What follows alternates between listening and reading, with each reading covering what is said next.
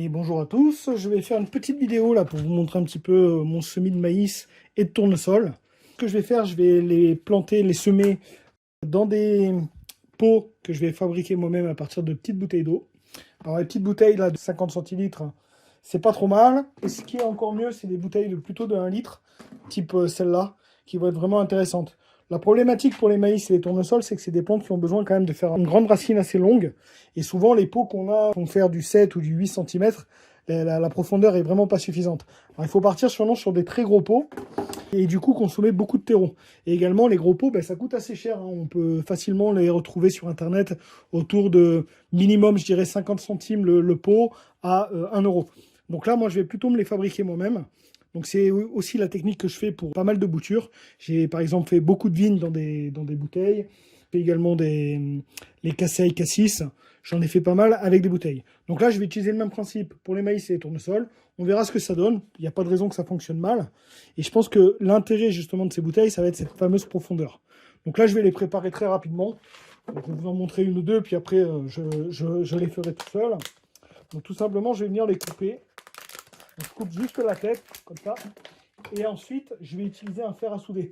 Donc ça, c'est un outil aussi qui est super intéressant, je trouve, au potager, enfin au jardinage, qui va servir notamment pour venir faire des trous dans les bouteilles, comme ça, en venant chauffer. Donc je vais le faire, là, il faut que je le fasse chauffer déjà. Et également, le fer à souder va servir pour tout ce qui est trous dans les bâches. Donc moi, je fais les trous des bâches avec ça, ce qui permet d'éviter d'avoir des fils. Souvent, les bâches tissées, là, quand on vient les couper, on va se retrouver à avoir pas mal de filaments qui viennent gêner. Et en fait, en brûlant avec un fer à souder, ça va éviter cette problématique-là. Donc j'utilise pas mal cet outil et ça coûte pas grand-chose, une vingtaine d'euros. Et au final, je l'utilise beaucoup plus que j'aurais pensé quand je l'ai acheté. Je peux faire mes trous, donc je vais en faire 6 ou 7 dans la bouteille pour m'assurer un bon écoulement et éviter d'avoir de l'eau qui stagne. À moindre frais, pour des bouteilles d'eau, si vous en utilisez ou si vous pouvez en récupérer, vous pouvez en faire des pots. Ce qui est très pratique, je trouve. Alors, les pots de 50 centilitres comme cela, ils sont à la limite pas assez larges. C'est bien de partir plutôt sur des bouteilles de 1 litre, si vous en avez. Ça, c'est plutôt pas mal. On peut choisir vraiment une bonne hauteur. Il y a assez d'espace pour venir planter, semer pas mal de graines de maïs. Alors, l'idée aussi, c'est d'utiliser ces bouteilles pour venir semer plus qu'une graine. L'objectif, ça va être de faire des poquets de graines. Je vais en mettre peut-être une dizaine dans chacun des pots. Et l'objectif, ça va être ensuite d'éclaircir au fur et à mesure lorsque je les aurai plantés. Puisqu'on est toujours dans le contexte de la syntropie. Donc l'objectif, c'est vraiment de faire un semis très très dense pour venir ensuite supprimer des plants au fur et à mesure et créer de la biomasse. Donc ce type de pot de 1 litre, c'est pas mal. Bon, les bouteilles de 1,5 litre, je pense aussi, peuvent être intéressantes pour ce motif-là. Par contre, il y aura un peu plus de déchets en termes de plastique. Donc là, je vais préparer ces bouteilles, puis ensuite, je vais faire le semis. Et je vais attaquer le semis maintenant. Donc j'ai pris du terreau assez basique, du terreau quand même assez fin, puisque je l'ai tamisé avec un tamis assez épais, je dirais d'environ 0,8 ou 0,9. Je vais utiliser ce terreau-là, que je vais mettre dans les pots, et je vais utiliser mes graines. Donc les graines que j'ai récoltées l'année dernière, en graines de tournesol. J'en ai récupéré pas mal. J'en ai déjà fait il y a 2-3 semaines, ça a fonctionné, ça a bien levé, donc les graines ont bien germé. Donc il n'y a pas de problème, ça va fonctionner. Et le maïs aussi, récolté de l'année dernière ou d'il y a 2 ans, puisque l'année dernière, j'en ai pas trop eu. Par contre, il y a 2 ans, j'avais fait un stock quand même assez énorme. Vous voyez toutes ces graines de maïs là que je peux venir semer. Bon, que j'aurais pu également venir consommer. Mais bon, donc tout ça, je peux venir les semer, même à la volée sur le terrain. Chose que je vais faire d'ailleurs, je vais venir en semer à la volée, mais je préfère rassurer le coup, puisque comme l'année dernière, ceux que j'avais semés en pleine terre directement n'ont pas fonctionné. Par contre, ceux que j'avais mis en pot avaient fonctionné. C'est pourquoi je vais faire les deux. Donc je vais faire un certain nombre de pots pour m'assurer d'avoir une petite récolte et d'avoir quelques plants. Et je vais en mettre beaucoup directement en pleine terre, directement un peu partout. Donc là, je vais partir sur le semis. Donc pour le semis, rien de particulier. Je remplis les pots et je laisse environ 2 cm à peu près. Et directement, je vais venir prendre les graines de maïs, comme ça. Et j'en mets un certain nombre. Comme je vous ai dit, l'objectif, c'est vraiment d'en mettre un nombre assez important. Là, il y en a peut-être, je sais pas, une dizaine, quinzaine. Et je ferai le tri plus tard, lorsque ce sera planté. Et au fur et à mesure, je viendrai enlever des plants pour créer de la biomasse. Donc je vais quand même essayer d'en garder 3-4 qui vont pas mal grossir. Et puis au final, vers la fin, j'en garderai plus que 1, voire 2 maximum à partir de chaque pot. Et donc au fur et à mesure, je vais faire des tailles. Une fois que j'ai rempli comme ça, je remplis 2 terreaux et puis c'est fini. Le pot il est fait, donc il ne m'aura rien coûté. De la récup, et en même temps, je pense que ça devrait très bien fonctionner.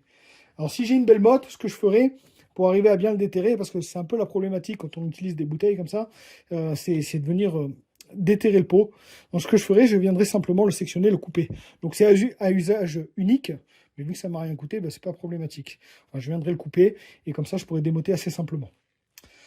Donc, je vais faire ça pour à la fois le maïs, et je vais me refaire quelques plants de tournesol de la même manière.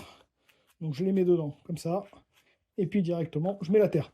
Donc j'hésite pas à sursemer, c'est pas un problème puisque forcément j'ai énormément de graines vu que c'est ce que j'ai produit l'année dernière.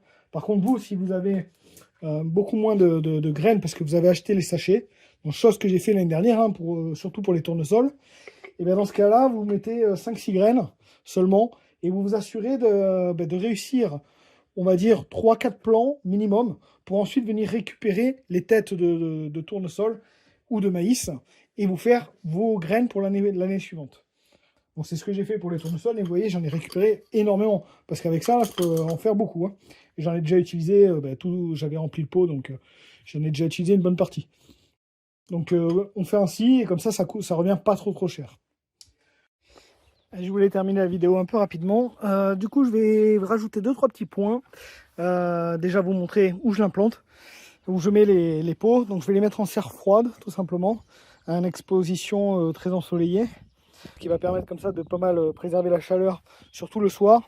Et surtout, je vais faire attention qu'ils ne gèlent pas, parce que ça supporte assez peu le gel, surtout les maïs. Les tournesols un peu plus, c'est un peu plus résistant, mais les maïs pas trop. Donc si jamais j'ai du gel, je viendrai les rentrer dans le garage et puis je les ressortirai le lendemain matin. Mais là, on a des températures qui sont quand même très bonnes, donc j'ai pas trop d'inquiétude et je vais venir les implanter ici. Alors je fais un arrosage rapide, vu que je viens de faire le semis. Je viendrai peut-être compléter après, là c'est pas très pratique avec la caméra. Et donc voilà, ça c'était le premier point. La seconde chose que je voulais vous partager, c'est que cette année, je vais pas trop me prendre la tête. L'une des problématiques qu'on a souvent, c'est qu'on se fait bouffer les semis. Et bien là, vu que c'est dans une serre où il y a de la terre, j'ai quand même pas mal d'escargots et de limaces. Donc tout simplement, je vais rajouter des granulés cette année.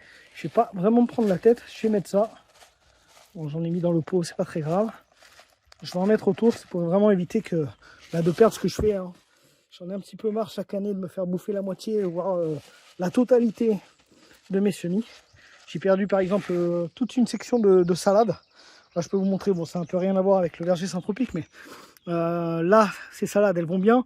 Mais il y a un dépôt où j'avais mis 12 salades achetées en commerce, toutes bouffées en une nuit. Donc là j'ai dit stop.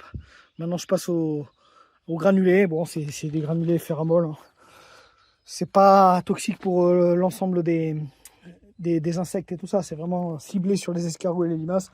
Bon, c'est la première année que j'en utilise, je suis pas trop fan, mais bon, on va dire qu'on n'a pas forcément trop le choix si on veut pas tout perdre, ou en tout cas j'ai pas trouvé de super solution.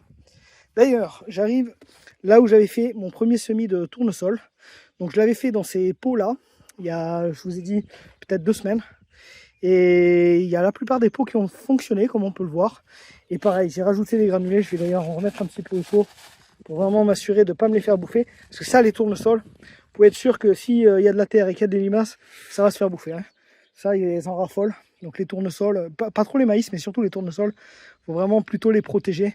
Donc soit vous les mettez à un endroit où il n'y a pas de terre, si vous faites des semis en pot. Sinon, ce que vous faites comme moi, vous mettez des granulés pour protéger, ça devrait fonctionner. Là, je pense avoir fait le tour.